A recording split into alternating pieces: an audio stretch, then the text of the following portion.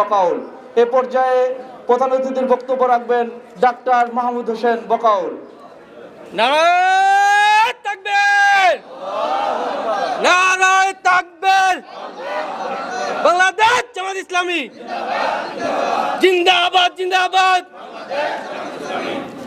আলহামদুলিল্লাহ, আলহামদুলিল্লাহ রাব্বিল আলামিন, আসসালাতু ওয়াসসালামু আলা সাইয়্যিদিল মুরসালিন ওয়া সাহাবি আজমাইন। আজকের এই মহতি ইফতার মাহফিলের সম্মানিত সভাপতি, স্নেহাস্পদ ভাই সঞ্চালক, উপস্থিত বাংলাদেশ জামাত ইসলামী শরীয়তপুরের বিভিন্ন পর্যায়ে দায়িত্বশীল বৃন্দ, প্রিয় সাংবাদিক ভাইয়েরা এবং উপস্থিত প্রাণপ্রিয় মুসল্লি ভাইয়েরা, আসসালামু আলাইকুম রহমতুল্লাহ। আপনারা জানেন আমরা একটা অতীব গুরুত্বপূর্ণ এবং অতীব পবিত্র একটি সময় পার করছি। এই সময়টা দোয়া কবুলের সময়, এই সময়টা ইস্তেগফারের সময়, এই সময়টা হলো নিজেকে আল্লাহর কাছে পেশ করার সময়। সে সময় আমরা আপনাদের সামনে দাঁড়িয়েছি।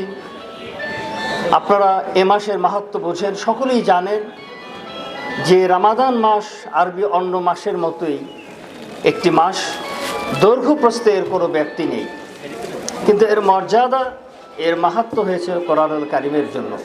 আমার আগের বক্তাগণ এই বিষয়ে আপনাদের সামনে স্পষ্ট করেছে।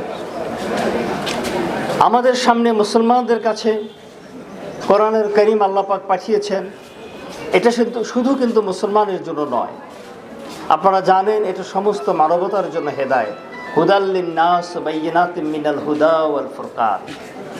এটা হলো এমন একটি গ্রন্থ যা সমস্ত মানব সভ্যতাকে পথ দেখাবে, এমন একটি গ্রন্থ যা সকল সমাজে সত্য মিথ্যার পার্থক্য করে দিবে। এই গ্রন্থ, এই কিতাবের মর্যাদা আমরা সকলেই ধারণ করি। আমরা মনে করি সবচেয়ে পবিত্রতম গ্রন্থ, দ্য ডিভাইন বুক। আমরা সেজন্য আমাদের হাতে পেলে চুমু দেই, আমরা এটাকে ভালো গিলাফে জড়িয়ে তাকে রেখে দেই এবং সর্বোচ্চ তাকে। কিন্তু মজার বিষয় হলো মুসলমান এটা বোঝার চেষ্টা করে না। মুসলমানের পবিত্রতার ঘোষণা দেয়, সবচাইতে গুরুত্বপূর্ণ গ্রন্থ সেটাও স্বীকার করে, কিন্তু এটা বোঝার চেষ্টা করে না। কোরআনের দাবি হলো সবার আগে আমরা যেন কোরআন সহিহ করে পড়তে শিখি। আমি আজকের এই বিশাল সমাবেশে এই সুযোগে আমি আপনাদের কাছে এই আহ্বান রাখতে চাই যে আসুন আমরা কোরআন সহিহ করি। যাদের কোরআন সহিহ নেই, আপনারা ইমিডিয়েটলি সবচেয়ে আবশ্যিক কাজ হিসাবে এটাকে গ্রহণ করুন। একজন কারির সামনে বা হাফেজের সামনে বসুন, কোরআন সহিহ করুন। আমার 2 নম্বর কথা হলো, কোরআনের হক আদায়ের জন্য আসুন আমরা কোরআনের অর্থ বোঝার চেষ্টা করি। জটিল কিছু নয়, এখন অ্যাপস পাওয়া যায়, কোরআন অর্থ বোঝা শিক্ষিত অশিক্ষিত সকলের জন্যই সম্ভব। আমি 3 নম্বর বলবো, কোরআনের হক আদায়ের জন্য আমরা কোরআনের দাওয়াত দেই, একজন আরেকজনকে কোরআনের আহ্বান জানাই, এবং সর্বশেষ কোরআনের সমাজ এবং রাষ্ট্র কায়েমের চেষ্টা করি। আমাদের জন্য বাকি সব কিছু সহজ হলেও আমরা যখন বলি যে আসুন আমরা কোরআনের সমাজ এবং কোরআনের রাষ্ট্র কায়েম করি, তখন আমরা দ্বিধায় পড়ে যাই, আমরা দ্বিধান্বিত হই, আমরা দলাদলিতে পড়ে যাই। আমরা মনে করি এটা একটা রাজনীতি, এমনকি আমরা কেউ কেউ মনে করি এটা ফিতনা। অথচ কোরআন সেটাই বলেছে যে আমাদেরকে কোরআনের সমাজ কায়েম করতে হবে। আর যদি আমরা কোরআন অনুযায়ী আমাদের সমাজ, রাষ্ট্র এবং বিচার ব্যবস্থা, আমাদের অর্থ ব্যবস্থা, আমাদের সংস্কৃতি, আমাদের সমস্ত কিছুকে আমরা পরিচালিত না করি, তাহলে আল্লাহর কোরআন বলেছে তুমি ফাসিক, তুমি জালেম, তুমি কাফের। সুতরাং এই রমাদান মাস, যে মাসে আল্লাহ রসুল বলেছেন তুমি যদি এই মাস থেকে ফায়দা নিতে চাও, তাহলে তোমাকে আত্মসমালোচনার মধ্যে দিয়ে যেতে হবে। মান রমাদানা ঈমান ও ইহতিসাব গফির লাহু মান তাকাদ্দামা মিন যামবি ওয়া মান কামা ঈমান ও ইহতিসাব গফির লাহু মান তাকাদ্দামা মিন যামবি।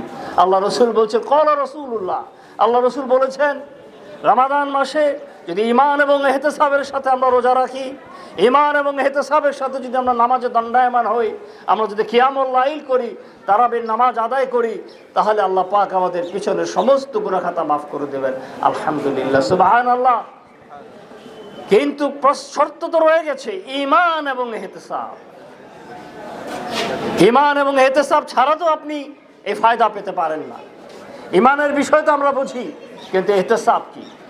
ইহতিসাব হলো সওয়াবের আশায় আল্লাহর উপর ভরসা করে আন্তরিকতার সাথে নিজের আত্মশুদ্ধির চেষ্টার মাধ্যমে নিজের সংশোধনের পদ্ধতির মধ্য দিয়ে আমরা রোজা রাখবো। গত রোজায় যেমন ছিলাম, এ রোজায় আমরা তেমন থাকবো না। এ রোজায় যেমন আছি, আগামী রোজায় আমরা তেমন থাকবো না। আমরা ক্রমান্বয়ে উন্নতি করব। মানুষের উন্নতির স্তর হলো আকাশ চূড়া। His potential, it is sky high. মানুষ চাইলেই নিজেকে সমস্ত সৃষ্টিকুলের উপরে এক বিশেষ জায়গায় পৌঁছে দিতে পারে এবং এর ফলেই কেবল আল্লাহর দেওয়া খেলাফতের দায়িত্ব পালন করতে পারে। প্রিয় ভাইরা, মানুষকে দুটো কারণে পাঠানো হয়েছে, তার আব্দ হওয়ার জন্য। মহান রব মানুষকে তার আব্দ হিসাবে চায়, তার গোলাম হিসাবে চায়। 2 নাম্বার চায় তার খলিফা হিসাবে। আব্দ হওয়ার জন্য তো কিছু নিয়ম কানুন, কিছু ইবাদত বন্দেগী আপনি করবেন। মোটা দাগে কথা হলো, ফরজ ওয়াজিব মানবেন, কবিরা গুনাহ ছেড়ে দিবেন। কিন্তু খেলাফতের দায়িত্ব পালন করার জন্য আপনাকে আরো অগ্রসর হয়ে কোরআনের সমাজ এবং রাষ্ট্র কায়েম করতে হবে। আমি যেটা বলেছিলাম, কোরআনের হক আমাদের উপরে। এই প্রসঙ্গে আমি বলতে চাই যে স্লোগান দেওয়ার আগে, রাজনীতি করার আগে, আগে নিজেকে গড়ার চেষ্টা করতে হবে। কারণ যে পৃথিবীকে গড়তে চায় তাকে নিজেকে গড়তে হবে। পৃথিবীকে গড়তে হলে সবার আগে নিজেকে গড়ো। সুতরাং আমি অনুরোধ জানাবো সকলকে, আমি সকলকে অনুরোধ জানাবো, আসুন আমরা একটু চিন্তা ভাবনা করি। আমরা নিজেকে নিয়ে ভাবি, আমরা কি কোরআন সহি করেছি? আমরা কি কোরআন বুঝতে পারি, বোঝার চেষ্টা করছি? আমরা কি কোরআনের আলোকে আমাদের নিজেদেরকে, আমাদের সমাজ পরিবারকে গড়ার চেষ্টা করছি? আমরা কি কোরআনের রাষ্ট্র কায়েমের জন্য, কোরআনের সমাজ কায়েমের জন্য আমাদের যতটুকু চেষ্টা করা উচিত সে চেষ্টাটুকু কি আমরা করছি? আজকে রমাদান মাসে আমাদের কাছে বারবার এই আহ্বানই নিয়ে আসে। সেজন্য এই রমাদান মাসে পুরো কোরআন শরীফ আপনাদের সামনে শোনানো হয়। আফসোস হলো, বললে আনা বলে যান, শুনলে আনা শুনে যান, কোনো পরিবর্তন আমরা দেখি না। পরিবর্তনের জন্য কোরআন এসেছিল। প্রিয় মুসলমান ভাইয়েরা, আমাদের আপনাদের সকলের জন্য কোরআনুল কারীম। কোরআনুল কারীম কোনো গোষ্ঠীর জন্য নয়, কোরআনুল কারীম কোনো রাজনৈতিক দলের জন্য নয়। কোরআনুল কারীম সমস্ত বিশ্ব মুসলিমের জন্য, সমস্ত বিশ্ব মানবতার জন্য, সকলের জন্যই কোরআন হলো কল্যাণকর, সকলের জন্য কোরআন হলো উপকারী একটি গ্রন্থ। আসুন আমরা কোরআনের দাওয়াতকে কবুল করি। আসুন আমরা নিজেদেরকে নিয়ে ভাবি যে আমাদের রোজা কবুল হচ্ছে কিনা, আমাদের ইবাদত কবুল হচ্ছে কিনা, ইবাদতের মাধ্যমে আমরা আল্লাহর খলিফা হওয়ার মতো যোগ্যতা অর্জন করছি কিনা। তাহা না হলে আগামী দিনে যখন হার জিতের দিন আসবে, ইয়াউমুত তাগাবুন, ইয়াউমুল কিয়ামা, সেদিন আমার আপনার প্রশ্নের উত্তর কি হবে? সেদিন আল্লাহ পাককে প্রশ্ন করতেই পারেন, তোমাকে এত কিছু দিলাম, এত কিছু, এত নাজ নিয়ামত পৃথিবীতে দিয়েছি, তুমি আমার কোরআনটা একটু বোঝার চেষ্টা করলে না, কোরআনের হক আদায়ের চেষ্টা করলে না।